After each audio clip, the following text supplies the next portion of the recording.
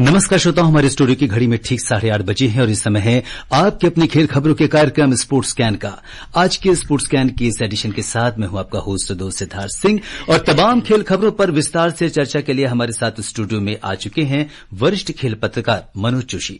Manoj, sports scan कार्यक्रम में आपका बहुत बहुत स्वागत और अभिनंदन करते हैं। धन्यवाद। सबसे पहले अब तक की स्पोर्ट्स हेडलाइंस पर एक नजर। पेरिस पैरालंपिक में नीतीश कुमार ने बैडमिंटन पुरुष सिंगल्स की SL3 श्रेणी का स्वर्ण पदक जीता। पेरिस पैरालंपिक में योगेश कथुनिया ने आज पुरुषों के डिस्कस थ्रो F56 स्पर्धा में रजत पदक हासिल किया। बैडमिंटन में महिला सिंगल्स के कांस्य पदक मुकाबले में अभी बनीशा रामदास ने कांस्य पदक जीत लिया है।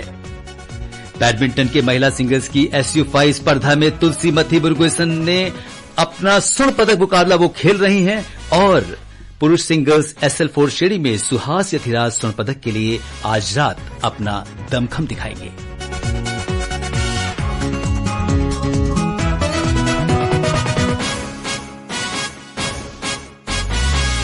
पेरिस पैरालंपिक में नीतीश कुमार ने बैडमिंटन पुरुष सिंगल्स के SL3 श्रेणी का स्वर्ण पदक जीत लिया है। बेहद रोमांचक फाइनल मुकाबले में उन्होंने ब्रिटेन के डेनियल बेथेल को 21-14, 18-21, 23-21 से हराकर स्वर्ण जीता। आइए सुनते हैं इस दिलचस्प मुकाबले पर स्पोर्ट्स डेस्क की ये खास report.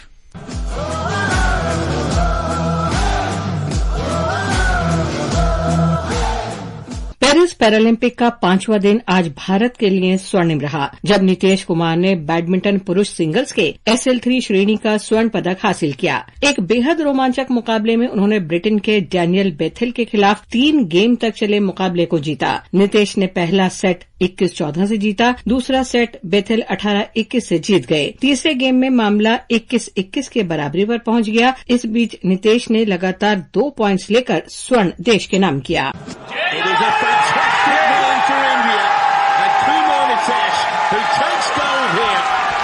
There's one thing better than winning, it's winning when virtually no one gave you a chance. What a turn up, what a performance. Nitish SL3 श्रेणी में विश्व के नंबर 1 खिलाड़ी हैं। IIT मंडी से उन्होंने इलेक्ट्रिकल इंजीनियरिंग की पढ़ाई की है। उन्होंने एशियन पैरा गेम्स और विश्व चैंपियनशिप में भी पदक जीता है। स्पोर्ट्स और एकेडमिक्स के यूनिक कॉम्बिनेशन के साथ आज वो देश का गौरव बन गए हैं। स्वर्ण जीतने पर उन्हें देश का सलाम। लवलीन निगम, स्पोर्ट्स स्कैन।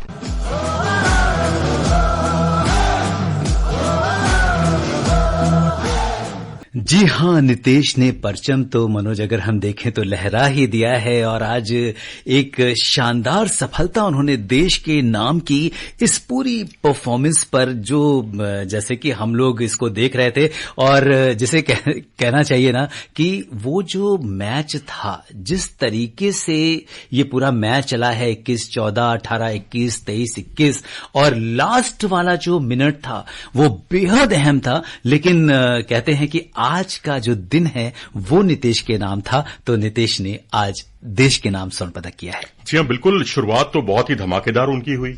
वन साइडेड उन्होंने पहला गेम अपने पक्ष में किया। दूसरे गेम में आखिरी थोड़ी सी लड़खड़ाहट की वजह से गेम गंवाया भी, लेकिन आखिरी जो मुकाबला था, आखिरी जो गेम था, वो बहुत ही रोमांचक रहा। मैं तो ये कहूंगा कि पहले गेम में जो लंबी लंबी रैलियां उन्होंने की, उससे जो है उन्होंने अंक तो जरूर बटोरे, लेकिन शायद थोड़ा थकान का असर था कि दूसरे गेम में वो बात नहीं आ पाई। लेकिन तीसरे गेम में उन्होंने अपना अनुभव का अच्छा इस्तेमाल किया और ये वो इवेंट है जिसमें प्रमोद भगत ने पिछली बार टोक्यो में पैरालंपिक में स्वर्ण पदक हासिल किया था। वो बात दूसरी कि इस बार वेयर अबाउट क्लास की वजह से वो भाग नहीं ले पाए, लेकिन नीतीश ने उनकी कमी को नहीं खलने दिया।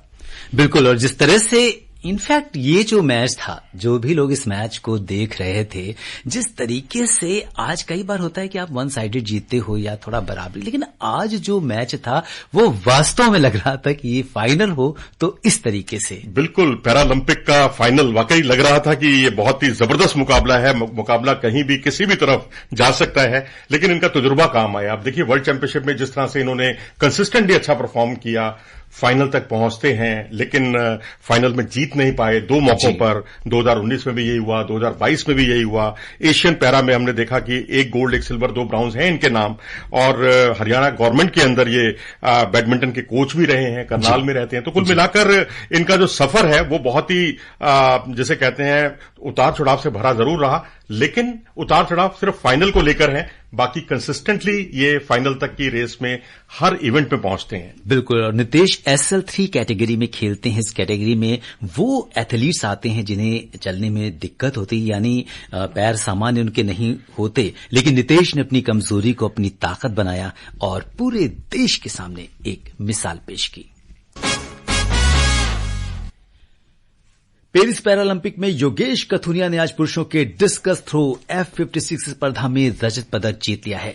अपने पहले ही प्रयास में 42.22 मीटर की दूरी तक चक्का फेंककर उन्होंने सीजन में अपने सर्वश्रेष्ठ प्रदर्शन के साथ ही लगातार दूसरा पैरालंपिक रजत पदक जीता। योगेश ने टोक्यो पैरालंपिक में भी रजत पदक जीता था। अपनी जीत पर योगेश ने क्या कुछ कहा, आइए सुनते हैं।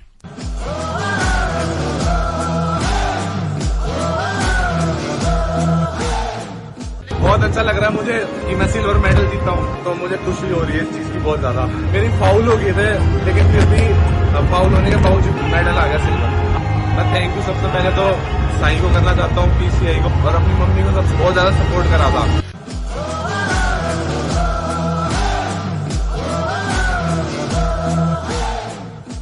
बिल्कुल, उन्होंने स्पोर्ट्स अथॉरिटी ऑफ इंडिया को थैंक यू बोला और अपनी मॉम को भी थैंक यू बोला। योगेश का जो सफर रहा है वो बेहद यहां पर जिसे कहते हैं एक प्रेरणादायक सफर है। आइए इस पर एक नजर डालते हैं। योगेश को 9 साल की उम्र में गिलियन बेरे सिंड्रोम हो गया था। उन्होंने चंडीगढ़ के इंडियन आर्मी पब्लिक स्कूल से पढ़ाई की। उनकी मां ने योगेश के लिए फिजियोथेरेपी सीखी। उसके बाद 3 साल के अंदर योगेश की मांसपेशियों ने फिर से चलने के लिए ताकत हासिल की। उन्होंने दिल्ली विश्वविद्यालय से कॉमर्स में स्नातक की डिग्री हासिल की। योगेश ने 2016 से पैरा स्पोर्ट्स में अपनी किस्मत आजमाना शुरू किया। उन्होंने पैरालंपिक 2020, विश्व चैंपियनशिप 2023 और एशियाई पैरा गेम्स 2022 जैसे प्रमुख टूर्नामेंट्स में पदक जीतकर देश का नाम रोशन किया। योगेश को अर्जुन पुरस्कार से भी सम्मानित किया जा चुका है। योगेश की इस सफलता पर पूरे देश को गर्व है। सरफिरोजी, स्पोर्ट्स स्कैन। जी हाँ, हम सभी को योगेश पर गर्व है और बरोज आप बहुत करीबी से आपने पैरा ओलंपिक्स को कवर किया है, बहुत करीब से, और आज जो जिस तरीके से उन्होंने खेल दिखाया अपने पहले अटेम्प्ट में, उन्होंने जो 42.22 मीटर तक जो चक्का फेंका है वो फर्स्ट अटेम्प्ट में फेंका और जीत हासिल की, और वो भी सीजन बेस्ट था जी। लेकिन मुझे और अच्छा लगता कि अगर जो टोक्यो पैरा ओलंपिक गेम्स में जो इन्होंने सिल्वर मेडल जीता था, वहां इनका परफॉर्मेंस 44.38 का था। इस बार रहा 42.22 का, तो थोड़ी सी गिरावट जरूर आई है, लेकिन ओवरऑल अगर आप देखेंगे तो ये भी कंसिस्टेंट परफॉर्मर रहे हैं। एशियन पैरा गेम्स में भी हमने देखा है इनको, वहां भी जितना यहां फेंका है तब भी करीब करीब उतना ही उन्होंने फेंका था, 42.13। और अब इन्होंने तो ये भी कहा है कि मैं 50 मीटर का लक्ष्य जो है रखना चाहता हूं। जैसे नीरज चोपड़ा ने 90 मीटर का लक्ष्य रखा हुआ है, इन्होंने 50 मीटर का लक्ष्य अपने लिए निर्धारित किया हुआ है। तो यहां कुल जमा मतलब यह है कि ये प्लेयर काफी दूर की आगे तक सोचता है। लेकिन हमें और भी अच्छा लगता है कि अगर ये पिछले परफॉर्मेंस 44.38 के आसपास रहते। बिल्कुल। और भारत का जैसा कि आज जो पदकों का सफर है वो लगातार जारी। अब से कुछ देर पहले बैडमिंटन में महिला सिंगल्स के कांस्य पदक मुकाबले में मनीषा रामदास ने कांस्य पदक हासिल किया। उन्होंने डेनमार्क की कैथरीन रोजेनग्रीन को हराकर ये पदक हासिल किया।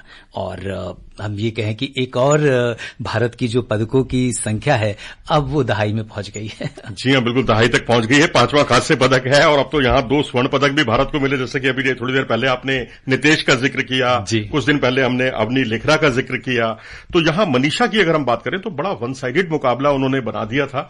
21-12 से पहला गेम अपने पक्ष में किया, दूसरे गेम में 7-4, 8-5, 18-7 से बढ़ते बढ़ते 21-8 पे उन्होंने मुकाबले को समाप्त किया।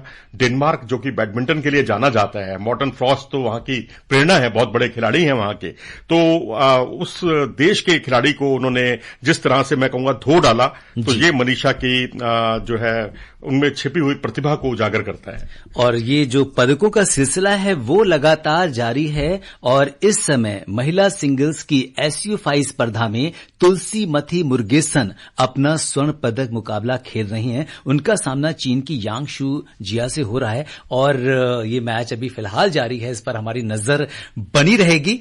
आगे बढ़ते हैं। प्रधानमंत्री नरेंद्र मोदी ने आज पेरिस पैरालंपिक की निशानेबाजी की स्वर्ण पदक विजेता अवनी लेखरा से बात की और उन्हें जीत पर बधाई दी। श्री मोदी ने कहा कि वो अच्छा प्रदर्शन कर रही हैं और आगामी प्रयासों के लिए भी उन्होंने उन्हें शुभकामनाएं दी। नमस्कार sir, thank you so much. Thank you sir. हाँ जी, कल मैच था सर। काफी अच्छा लग रहा है सर, दूसरी बार पैरालंपिक्स में आई हूँ, तो आपने ही बोला था बोझ लेकर नहीं जाना है अपनी, लेकिन आप बहुत अच्छा कर रही हो और लगातार कर रही हो। Thank you sir. मेरी तरफ से बहुत बधाई है और बहुत प्रगति करो और बिल्कुल मौका करना मत देंगे, मेहनत करोगी और अच्छी बहुत बहुत आशीर्वाद। Thank you. जी, प्रधानमंत्री जी ने उनको शुभकामनाएं और आशीर्वाद दिया और सबसे बड़ी बात यह है कि कोई भी खिलाड़ी जब वो पदक जीतता है तो प्रधानमंत्री जी उनसे बात करते हैं और उन्होंने कल भी मोना अग्रवाल, पृथ्वीपाल, मनीष नरवाल और रुबीना फ्रांसिस से बात की थी, तो ये सिलसिला आज भी जारी है। जी हाँ, बिल्कुल खिलाड़ियों का मनोबल बढ़ता है और मैंने तो ये भी देखा है कि कई बार कोई खिलाड़ी अगर पदक नहीं भी जीत पाता है तो भी उसकी वो हौसला अफजाई करने में पीछे नहीं रहते और खिलाड़ियों को ये इस तरह की जो उदाहरण है वो ताउम्र याद रहते हैं। बिल्कुल। और जैसा कि हमने पहले बात की कि महिला सिंगल्स की जो एसयू5 स्पर्धा में तुलसीमथी मुरुगेसन वो देश के लिए पदक इस समय ला सकती हैं। स्वर्ण पदक मुकाबले पर पूरे देश की इस समय निगाहें हैं और उनका सामना चीन की यांगशू जिया से हो रहा है। क्या कुछ कहेंगे इस मुकाबले? देखिए, पहला जो गेम है वो गवा चुकी हैं 17-21 से और अच्छी खासी बढ़त उनको मिल गई थी, 12-8 से आगे थी और उसके बाद या तो कुछ कंसंट्रेशन या एकाग्रता में कहीं भंग हुई उनकी, लेकिन दूसरे गेम में भी वो थोड़े पिछड़ रही हैं इस समय। लेकिन अब देखिए, बढ़त में मैं कहूंगा अगर बराबरी करके आगे बढ़ें जैसे कि यांग क्यू शिया ने जो पहले गेम में किया, वही अपेक्षित है इनसे कि ये भी दूसरे गेम में ऐसा करें। हालांकि बैडमिंटन का जो पुरुष सिंगल्स मुकाबला है SL4 श्रेणी का फाइनल में आज सुहास यतिराज का सामना फ्रांस के लुकास मंजूर से होगा और ये मुकाबला भी देश की उम्मीद है कि रजत तो हमारा शोर है ही है, लेकिन इसकी सबकी निगाहें स्वर्ण पर हैं। देखिए, हर एथलीट चाहता है कि जो भी उसने परफॉर्मेंस पिछली बार किया है उससे वो बेहतर करे, क्योंकि सुहास यतिराज ने पिछली बार टोक्यो में सिल्वर मेडल हासिल किया था, इससे गोल्ड उनका बिल्कुल अपेक्षित है। और मैं तो कहूंगा सिंगल्स में जिस तरह से वो चढ़कर खेलते हैं अपने अपोनेंट पर, वो वास्तव में काबिल तारीफ है। बिल्कुल। और भारत को SL4 श्रेणी के कांस्य पदक मुकाबले में सुकांत कदम जो है वो भी आज रात अपनी चुनौती पेश करेंगे।